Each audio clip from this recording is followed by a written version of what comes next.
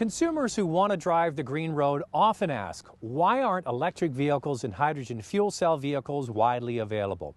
Well, electric vehicles have limitations. The range of the vehicle is severely limited by how much electricity can be stored in the battery.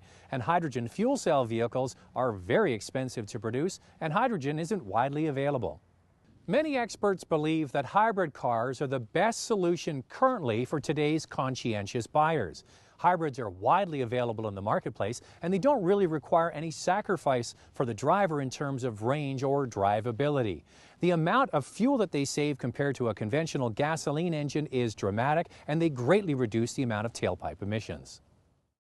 Here's a simple explanation of how a hybrid works. There's a gasoline engine and an electric motor, and both can propel the vehicle. The electric motor is used mostly at low speeds and the gasoline engine at higher speeds, or both can operate at the same time. One of the great advantages of a hybrid vehicle is that you don't have to plug it in. You just drive it like a regular car. You don't worry about the range of the electricity. So how is the electricity in the battery pack that helps propel a hybrid car actually charged? When the vehicle is cold or the battery is depleted to a certain level, the gasoline engine charges the battery to a certain point, enabling it to drive on pure electric power. But having the gasoline engine act as a generator to make electricity doesn't sound that efficient. That's why regenerative braking is so vital to helping maintain the charge in the battery so a vehicle like this can run on pure electric power. Okay, now imagine I'm not in a hybrid car and I accelerate away.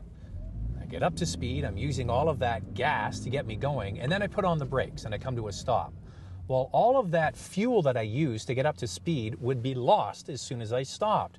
Now imagine if you could take some of that energy and when you started to brake, you recaptured it, stored it in a battery, and then you could use it at a later time. That's exactly what happens when you brake with a hybrid and utilize regenerative braking. When the brakes are applied, the electric motor then becomes a generator, and instead of using electricity, it actually sends a charge back into the battery. This allows the charge in the battery to be maintained over a longer period of time. Just think how many times you apply the brakes when you're driving. By being able to store already spent energy into the battery, it makes the vehicle that much more efficient. Now, another example of regenerative braking is when you're going down a grade and you apply the brakes.